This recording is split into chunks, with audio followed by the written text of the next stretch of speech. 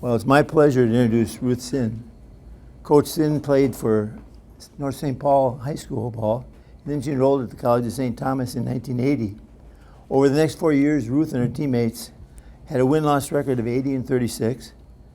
And in the St. Thomas career statistics, covering 42 years of playing, Ruth ranks 11th in steals, 8th in block shots, and 6th in assists. She was among the first 7 women to be inducted into the St. Thomas Athletic Hall of Fame in 1992.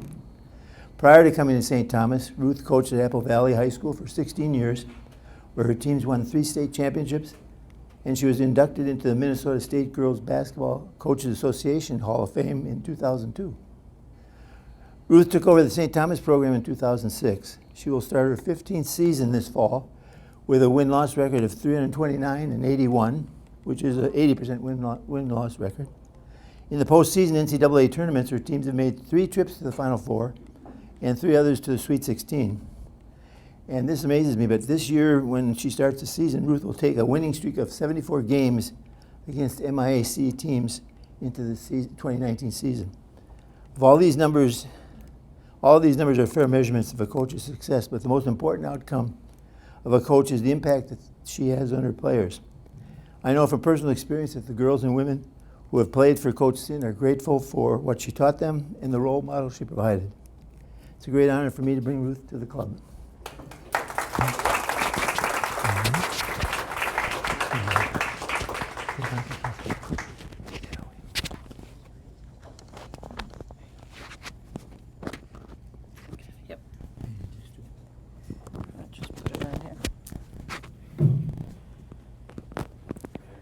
Well, thank you for having me. I'm not used to a mic. I'm a basketball coach, so I'm used to projecting my voice. But I just want to thank you for everything you do. It takes a special person to give of themselves for other people, and you're a testimony to it.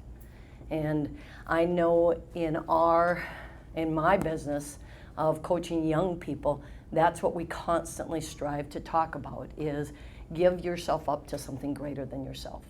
So thank you for having me here today. My thought today was that I just kind of want to talk to you about women in sport and talk to you about what our goals are and who we are and what the real win in this whole athletic experience is about.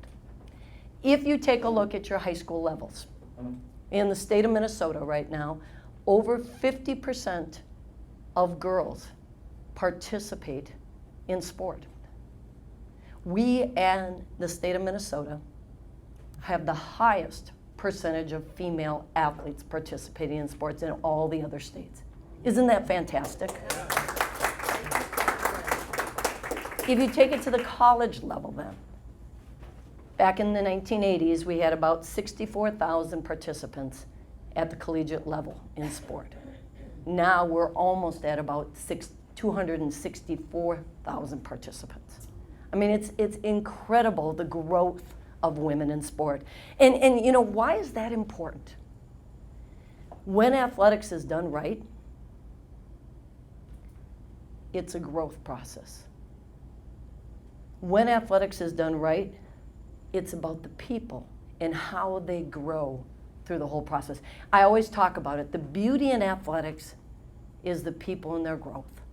And as a college basketball coach, I will tell you my most favorite, most enjoyable experience is watching my seniors come up at our banquet and talk about the women they've become. There isn't a dry eye in the room because they talk about the journey and they talk about everything they learned from basketball. And so if that's the real win of it, we got to talk about why is sport so great? And why is athletics an opportunity for women to take that next step? One of the things that we always are talking about is that if there are characteristics from sport, how does it translate to the next step, into the future, into their professions? Well, they did a study recently, and they looked at all the women in the C-suites.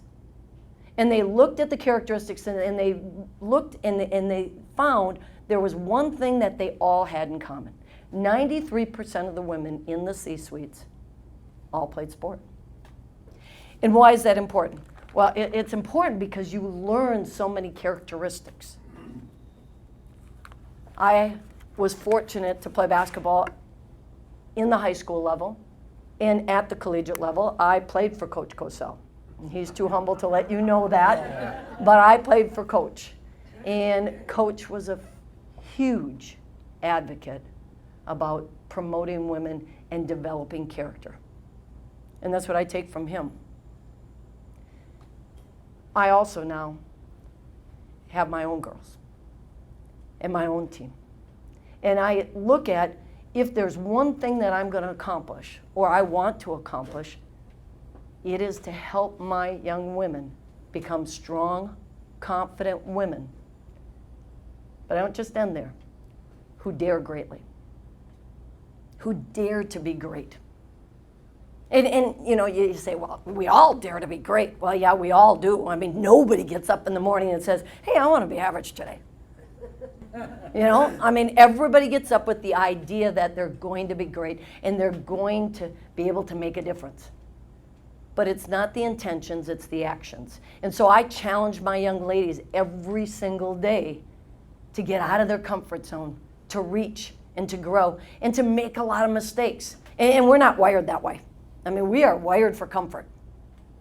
And in order to grow, you know as well as I, the only way you can grow is through by making mistakes. It's through challenges. And so every single day, we talk to them about the ideas that we want to be challenged and we want to grow. And so I sit down with them in the beginning of the year and we talk about, okay, we are going to be on this journey together for the next 5 months. And if we do it right, it's going to seem like 5 weeks. And if we don't do it right, it's going to seem like 5 years. So let's do it right. But let's take some ownership and let's figure out what are the things that we want to be. And so we're very intentional about what our culture is about and what we want this experience to be. And I want ownership with them. And so I let them and ask them, what are the things at the end of the year when we get to that banquet that we're going to talk about? And we've had some phenomenal, phenomenal seasons. And we talk about the wins and the losses, but we talk about the journey. And we talk about how we lived it together. And so I asked them in the beginning of the year, if we know what our goals are, then we got to work towards them. And so I asked them to, let's get an idea of what our 3 big things are for us to accomplish. Well, every year it kind of goes the same way. The first one that they talk about is they want to maximize their full potential. And when we maximize our full potential, it isn't just something we do. It's something we commit to. The first thing that we commit to is that growth mindset. And that everything that we're going to do is we're going to challenge ourselves. We're going to embrace discomfort. And we're going to know that we're going to continue to reach and we're going to continue to grow. And we want to train at that edge. If you look at our schedule, we're a Division III school. We play the U of M in an exhibition game. They're bigger, they're stronger, they're faster. But it gives us an opportunity to learn, to grow, to reach. Coach talked about the idea that we have a 74-game winning streak. So we're the hunted. We don't take that as a negative. We don't worry about the outcome. We worry about the process of getting better and improving. And who wouldn't want to get everybody's best shot? Because that'll make us get and be prepared. It isn't the outcome, it's the process. And so we're constantly telling our girls to be mistake-driven, to take challenges, to take risks, and to hold each other accountable, to take ownership. The next thing that we ask for our girls is to build strong, trusting relationships. And that we want to invest in each other and care for one another, just like you're doing, share who we are. And we take time for that. One of the things I have a big saying, and I do it in our Tommy Pride camps, is don't just know it, show it. And that your actions speak louder than your words. And sharing your life is important. And so we teach these girls that it's great to be an advocate. They've got to toot their own horn because they're not comfortable doing that. I'm going to do a little activity with you to show what I mean. So I want everybody to follow me. I want you to put your thumb and your forefinger together. Everybody put it up. I want you to put it on your chin. The last I checked, my chin was right here. Okay? Well, you got one that followed. What did you do? You followed the leader. You followed my actions. And so like we say, our actions speak so much louder than our words. And so when we talk about building strong, trusting relationship, it takes time. So every week, I spend time with our girls, and it's about sharing who they are, what their fears are, what their vulnerabilities are. And if we're really going to build trusting relationships, that's important. I had a high school coach that talked to me about that because I was talking to them. I said, I think you really need to get the girls so they feel more connected. He goes, well, Coach, I don't have time for that. You have more time than I do. And we both have the same amount of time. It's just how you use it. And to me, trusting relationships are so important, especially for women, because they've got to feel valued. And when they feel valued, then they're going to put their whole heart into everything. And so we expect to have those trusting relationships. It's so funny because this past summer I've gone to 3 of my former players' weddings. The last one, 5 bridesmaids were all from our women's basketball team. I mean, and again, that's how you're living the journey. And then the last thing is the power of one. And you are epitomizing that. How do I put other people's needs ahead of my own? How do I give unconditionally for the good of the group? How do I serve? Servant leadership. And we strive to continue to serve each other and make each other better. These are kind of the foundational pillars that are about our program. And as I just talked about, it isn't just saying that. I talked to you about my goal for my program is that we build strong, confident women who dare greatly. And so I'm not going to just talk to them about basketball. We're going to make sure that we're investing them in people. So we have an Adoptive player program. In our Adoptive player program, we match our current women's basketball players with our alumni who are out in their field of study. It is one of my teammates, Mary Aschenbrenner Zimmer, and I, who are co-founding this, and we work with them. The neat thing about it is our young women take the passion and all the things that they've learned from basketball and they transfer it into their profession. And you see these young women that are willing to risk, they're willing to dare, they're willing to be great, they're willing to be vulnerable, they're willing to make mistakes. And they're the most unbelievable people that you want to employ because they're winners. They know the definition of what it means to be great, what it means to be elite. They're not just going to stop when it gets tough. They're going to push through. And so it's so fun for me to watch through that Adoptive player program in the women they become. And so it's kind of what we do here at St. Thomas. And I'm very fortunate to be at St. Thomas because St. Thomas is really grounded in our student athletes, developing them as full people, not just as basketball players or football players or hockey players, but as full people. And that's what I got from Coach when I got to play at the College of St. Thomas. It has now moved up and it's the university. But thank you for your time. Any questions I can answer for anyone?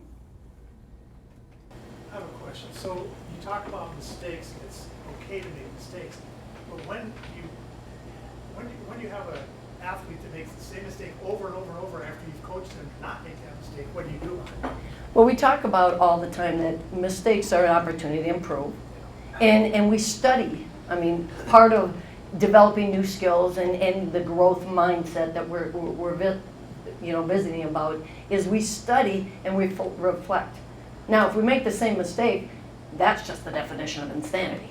Okay, we're doing the same thing and expecting something, a different result. So we'll talk with them, and there's a lot of times people aren't wired that way.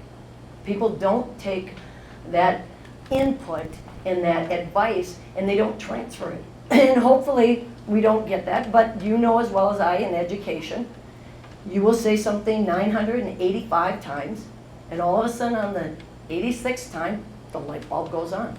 I don't know what it was, but you just keep going after it and keep going after it, you know. The biggest thing with the girls, I will say though, the hardest part with girls is the perfectionists. And in our society, Girls are viewed, and they view themselves, if they make mistakes, they're failures. And so it's really important with girls to understand mistake is just what happens. It's not personal. Mistake is an opportunity for growth. And so, kind of our term is we either win or we learn. We're not viewing mistakes as a bad thing. So that's the biggest thing with working with women. In a lot of professional sports, it's the men's teams that get the attention, that get the money, whether it's tennis or football, except in soccer. Mm-hmm. And we know who the women soccer players are. And I bet there are very few of us who could name a player on the men's soccer team. Why did that happen, do you think? Other than the fact they won, but it's more than just winning. Yeah, it is. It is. And I think the point that you're bringing up is they dared greatly. They went out of their comfort zone, and they really showed their personality. Because if you watch that women's national soccer team, I mean, what was it, the tea drinking thing? Okay, and then what happened? She got knocked for that. I mean, James Harden can do this stuff and, all that stuff, and that's cool, and it sets a trend. Whereas they were really owning their space. And I think that was one of the things, is that they weren't afraid to speak up, to be who they are, and they were colorful, which, again, as women, we're taught to go smaller sometimes. Whereas a lot of times, what is this that's taking up space. And so I think they kind of pushed the needle that, we're going to celebrate who we are, we're going to do it our own way, and they kind of made a name for themselves. They're fantastic, I agree. And we need more women to continue to own that space and not be afraid of speaking out and being advocates for themselves. And that's why sport is so great, because it teaches you some of those things. So, how many women, young gals, come out for your program? How many make the team? And if the girls don't make it, the women don't make it, is there any opportunity for them to play basketball at a collegiate level or a competitive level? We're in a unique situation that we usually don't cut girls. I had first team signups 2 days ago, and we had about 20 girls on our team. And we have a varsity, junior varsity team, and so we'll have about 20 on our roster. The hard thing for girls, I think, a lot, and if you talk about making teams or not making teams, if you go through the high school ranks where there is elimination, guys will constantly say, okay, I got cut, but I'm going to show them. Whereas girls were kind of like, well, I'm not that good. Maybe I need to do something different. And so anytime you get into eliminating girls in sport, you need to be careful, because it's just going to go elsewhere. So your youth programs have really got to watch at the 5th grade and the 6th grade level not to be able to eliminate. And so in that situation, I think you always have to watch with that, and build them up. How many players dress for games? We have 15 that can dress for our home games.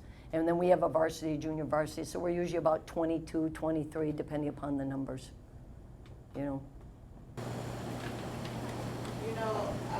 Thank you for sharing the connection that the girls make and how they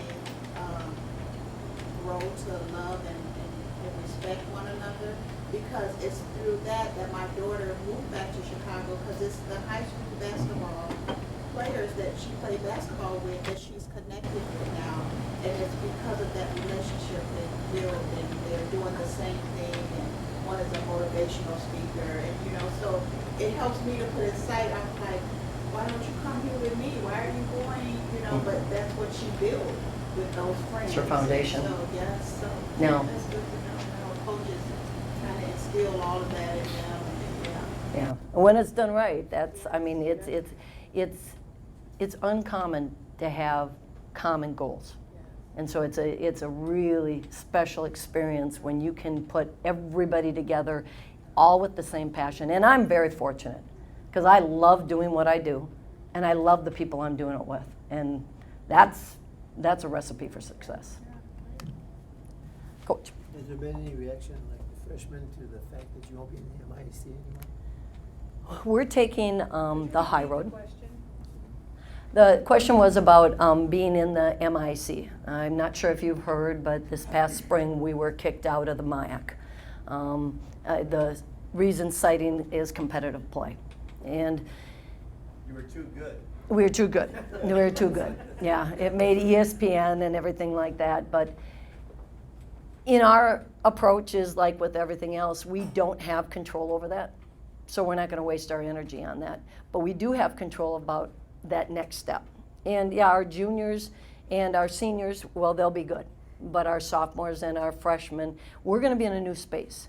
So I'm kind of visiting with them that this is a new opportunity. We constantly talk to them, correct, about challenging yourself and growth and what's going to happen. And I said, we don't know, but we do know if we stay together, we'll figure it out.